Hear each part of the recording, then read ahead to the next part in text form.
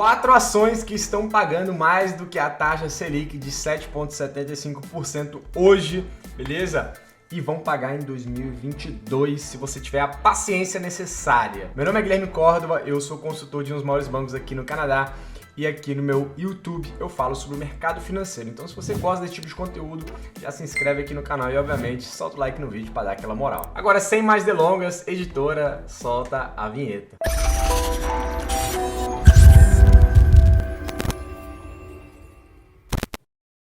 Agora, antes de tudo, vamos entender um pouquinho o que é a taxa Selic, né? Ela está nos jornais, está na notícia, na TV, e ela impacta muito os seus investimentos. Mas a grande questão é como que ela impacta seus investimentos. A taxa Selic ela é um grande balizador da economia brasileira. E a taxa Selic ela é basicamente a taxa básica dos juros brasileiro. Todo país tem sua taxa básica de juros. E no Brasil a gente chama ela de taxa Selic, e ela é determinada por uma reunião do Copom a cada 45 dias. E agora, recentemente, em outubro de 2021, tivemos a taxa Selic aumentada para 7,75%. A taxa Selic ela influencia todas as outras taxas de dentro do mercado financeiro, seja de empréstimo, seja de financiamentos. E, obviamente, até o retorno de aplicações financeiras, como os bonds, né, como as debentures aí que a gente tem também de renda fixa, como Tesouro Direto e outras. E, galera, vamos entender um pouquinho também o que é a rentabilidade real, tá? Porque existe um contraponto muito amplo aí. Muita gente fala, pô, tive rentabilidade de X% na minha carteira. Mas essa é a rentabilidade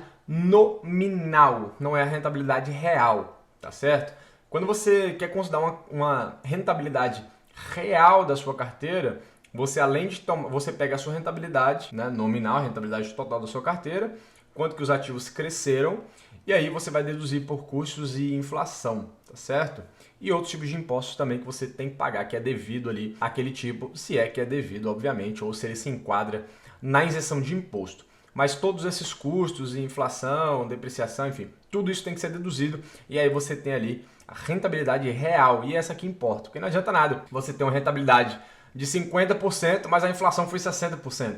Então, na verdade, sua rentabilidade real foi de menos 10%. E uma das formas na quais os governos e as empresas arrecadam dinheiro é através da venda de títulos. E à medida de que a taxa de juros sobe, fica mais custoso fazer essa operação. O custo de empréstimo ele vai acabar sendo mais caro também, obviamente, resultando então em emissões de dívida de maior rentabilidade. Simultaneamente isso, paralelo, né, a demanda por títulos de cupom, né, de cupom mais baixo, ele vai cair, né, obviamente, porque se eu tenho um título de Tesouro Direto me dando 12%, por que eu vou estar comprando um título de Tesouro Direto que está me dando 8%? Não tem sentido nenhum.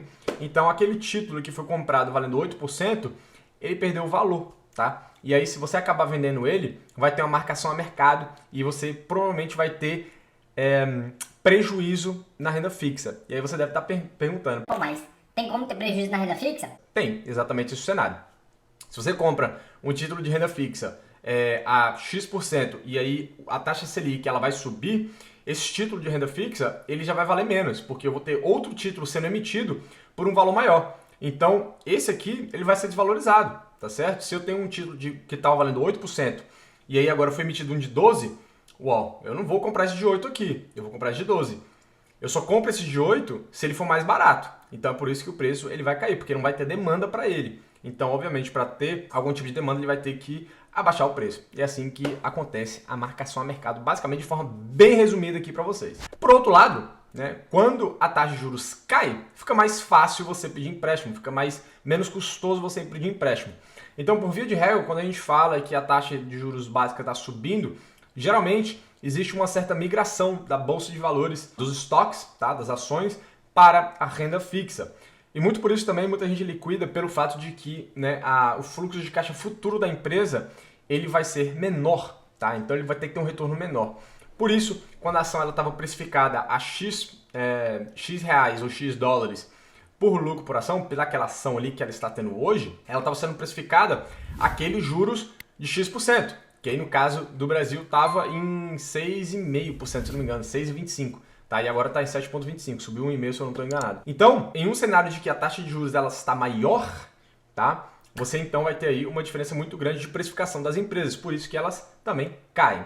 E agora você deve estar se perguntando então, mas por que as taxas de juros estão subindo? existe um fator crucial para isso, tá? As taxas de juros elas são um excelente balizador para controlar a inflação. É uma forma que o governo tem de controlar a inflação. A inflação no Brasil, o IPCL já está acima dos 10% no acumulado. E aí o governo tem uma medida que é utilizar-se da taxa Selic. E é o compromisso que o Copom tem para com a economia, que o Banco Central tem para com a economia, assim nos Estados Unidos, assim aqui no Canadá também. E aí para controlar a inflação, obviamente, você vai aumentar o custo de empréstimo, reduzindo então o consumo. Quando você reduz o consumo, você vai ter um abaixo na inflação, você vai ter um arrefecimento na inflação, porque a demanda está baixa, tá certo? E aí você tem uma redução nos preços. E é esse o grande motivo de que o governo ele vai aumentar a taxa Selic.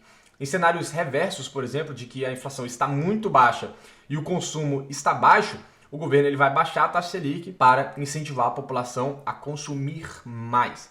E aí, obviamente, o ideal é você achar um contraponto, né? Um balanço ali, ou que a gente chama também, os grandes estudiadores aí chamam de ponto de nirvana, onde a demanda ela se equilibra com o supply, né? Você tem o supply dos produtos e você tem a demanda, a oferta e procura, tá certo? Quando a oferta ela se equaliza com a demanda, tá certo? Aí você tem um ponto de nirvana, um equilíbrio total dos preços e demanda, tá certo? Agora, se você já investe na bolsa de valores, seja por renda fixa, seja por ações, fundos imobiliários, stocks, REITs, esse medo pela inflação seu, ele tem que ser um pouco mais tranquilo, tá certo?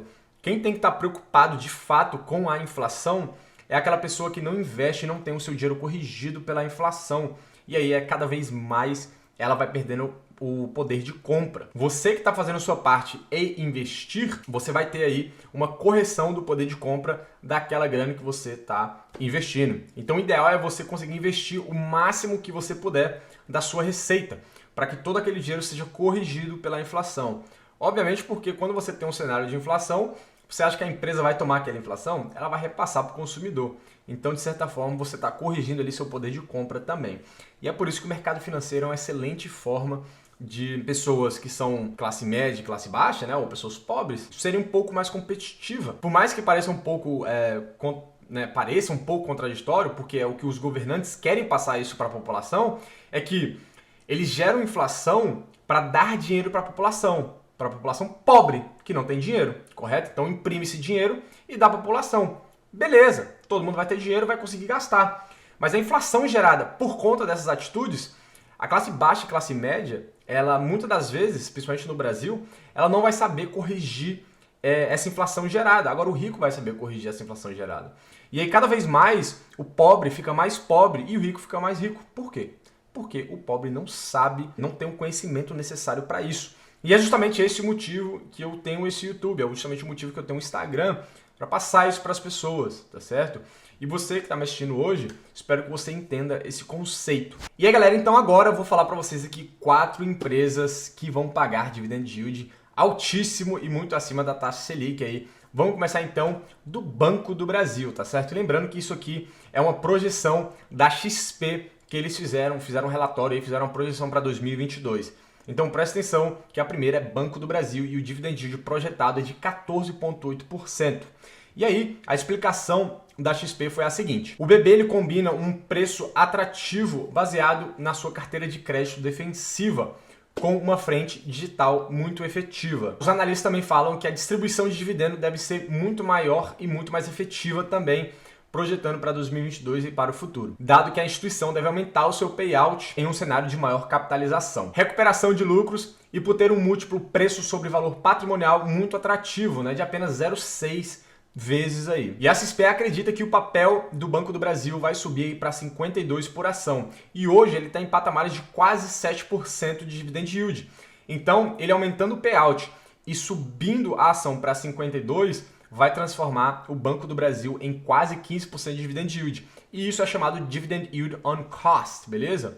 Então, você comprando hoje, que está basicamente ali 29, se eu não me engano, ela aumentando para 52, você vai ter um dividend yield on cost muito maior do que teria se você comprasse quando ela já subisse. Então, a projeção do Banco do Brasil, quase 15%, 14,8%. E a próxima empresa, então, é a Engie, né? Uma empresa muito forte, muito premium, muito boa aí, de geração de energia, que temos no Brasil, na Bolsa de Valores brasileira. E a XP destaca a Engie, né, da capacidade diferenciada da companhia de se proteger contra crises hidrelétricas, bem como sua diversificação em outros setores, né, de entrada, nos setores de transmissão, de energia e transporte de gás também. E aí a XP tem uma projeção de compra, né, de preço-alvo da Engie para 2022 de R$ 48 por ação. Então aí trazendo a projeção de dividend yield para Engie, tá certo? De 11,2%.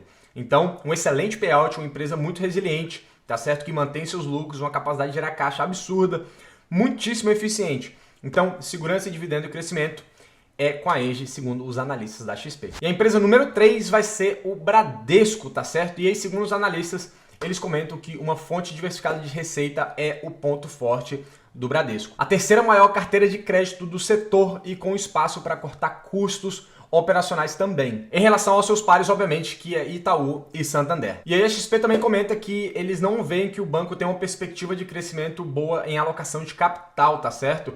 Transformando então a distribuição de dividendo a mais atrativa das opções para o Bradesco em 2022. Então, confiando aí em uma distribuição de dividendo muito alta, tá certo? E eles acreditam que o preço-alvo do Bradesco é de 26 por ação, transformando então o Bradesco com um dividend yield de 10,6%. E a última para vocês aqui então é a queridinha da galera do setor de energia de transmissão, a Taesa, TAE11, com um dividend yield esperado de 9,8% para 2022. E a avaliação da XP é que ela está numa posição muito confortável para manter a distribuição de 100% dos lucros esse ano de 2022. E o preço-alvo da XP para a TAES11, tá? Que é a unit, é de R$ 37 por unit, tá certo? Então trazendo aí o dividend yield dela para mais ou menos 9,8% em 2022. Então são excelentes empresas aí. Pô, eu falei excelente empresa duas vezes. São excelentes empresas para você investir no longo prazo, sem dúvida nenhuma. Para você que gosta de dividendo, essas empresas são fortíssimas geradoras de caixa, são boas empresas, resilientes, com um business muito bom, bem estabelecido no Brasil, tá certo? Aumentando aí então a possibilidade do investidor aumentar a sua renda passiva, tá certo? Porque elas são excelentes geradoras de caixa e distribuem muito dividendo também. Ou as conhecidas cash cows, né? Que a gente tem. Para você que gosta de dividendo, certamente essas empresas são excelentes opções para você no mercado. E eu vou ficando por aqui, espero que vocês tenham gostado do vídeo, tamo junto, valeu, um abraço e é nóis!